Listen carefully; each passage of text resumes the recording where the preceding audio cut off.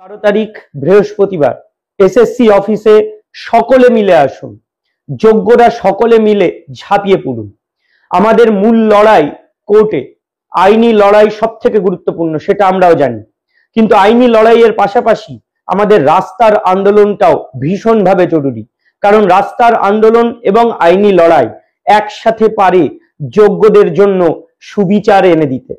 আমরা প্রত্যেকেই দেখছি যে নতুন একটা নোটিফিকেশন হয়েছে, সেই নোটিফিকেশনটার last date of application supreme court summer ভ্যাকেশনের পরে ওপেন হওয়ার ঠিক আগেই। তাহলে সেই জায়গায় একটা ষড়যন্ত্র নয় কি? এটাকে কি বাড়ানো যেত না? বা যতদিন না রিভিউ এর কোনো ফলাফল আসছে ততদিন অ্যাপ্লিকেশনটাকে কি স্টপ রাখা যেত না? আমরা প্রত্যেকেই এসএসসি অফিসে 3 থেকে 4টে মূল দাবি নিয়ে যাব। 1 নম্বর, যে রিভিউ এর কোনো ফলাফল না দেখে অ্যাপ্লিকেশন করানো যাবে না।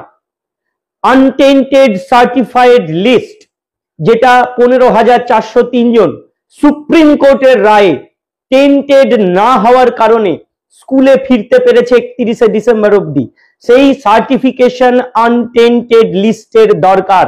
এসএসসি কে এটা দিতেই হবে। সমস্ত ওএমআর সেগুলো প্রকাশ করতে হবে। সেই ওএমআর গুলো আমরা সকলেই জানি। ওই ওএমআর প্রকাশের মাধ্যমে রিপ্যানেলের জোরালো দাবি সুপ্রিম কোর্টে রাখতে হবে সরকার এবং এসএসসি কে।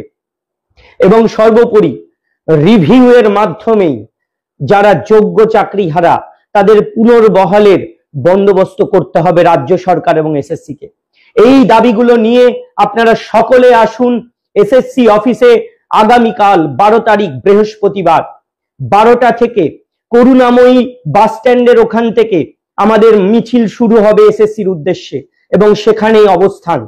আমরা এই দাবিগুলো না মেটা অবধি ওখানেই অবস্থান করব। আবার বলে রাখি, আমাদের মূল দাবি, রিভিউ এর ফলাফল না দেখে অ্যাপ্লিকেশন করানো যাবে না। সার্টিফাইড আনটেন্টেড লিস্ট এসএসসি কে দিতে হবে। সমস্ত ওএমআর প্রকাশ করতে হবে এবং সেই ওএমআর এর রিএভ্যালুয়েশনের মাধ্যমে রিপ্যানেল করে যাতে যোগ্যদের চাকরি পুনর্বহাল করা যায় এবং যারা বঞ্চিত তাদেরকেও যাতে সমান অধিকার দেওয়া যায়, সেটা সুপ্রিম কোর্টের কাছে জোরালো দাবি রাখতে হবে। এবং রিভিউ এর মাধ্যমেই যোগ্যদের পুনর্বহালের ব্যবস্থা করতে হবে। যা যা তথ্য দরকার, যা যা দরকার সেটা প্রদান করতে হবে সুপ্রিম কোর্টে। এসএসসি এবং রাজ্য সরকারের এই মানসিকতা যেন থাকে এবং সমস্ত সুবন্দোবস্ত যেন তারা করে, যাতে করে যোগ্যদেরকে সমান অধিকার দেওয়া যায় এবং সুবিচার দেওয়া যায়। কারণ আজকে আমরা এই দুর্নীতির কারণেই, প্রাতিষ্ঠানিক দুর্নীতির দায়েই চাকরি হারাচ্ছি, যেখানে আমাদের কোনো দায় নেই, আমরা কোনো রকম দুর্নীতির সাথে জড়িত নই। এবং আমরা চাইবো যোগ্যরা সুবিচার পাক, যোগ্যদের সাথে ন্যায় হোক, এবং সাথে সাথে যারা বঞ্চিত, যারা সুযোগ পায়নি তাদেরকেও সমান সুযোগ দেওয়া হোক।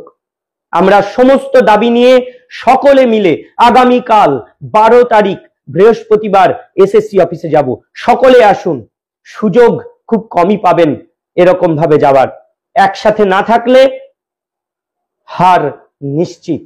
এবং সেক্ষেত্রে সমস্ত পক্ষ যারা যোগ্যদের হয়ে লড়ছে, সেটা ডব্লিউবিইউটিএ হোক, এসজেএম হোক, এসটিইএ হোক, রবিউল হোক, ফোরাম হোক, বা আর যেই বা হোক, এবিটিএ হোক বা যেই হোক, সকলে মিলে আমরা একসাথে লড়াই করব এবং আগামীকাল আমরা এসএসসি অভিযানে যাব।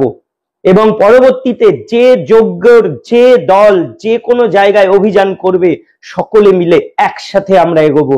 কারণ একসাথে ইউনাইটেড থাকলেই আমাদের জয়ের পথটা সুগম হবে।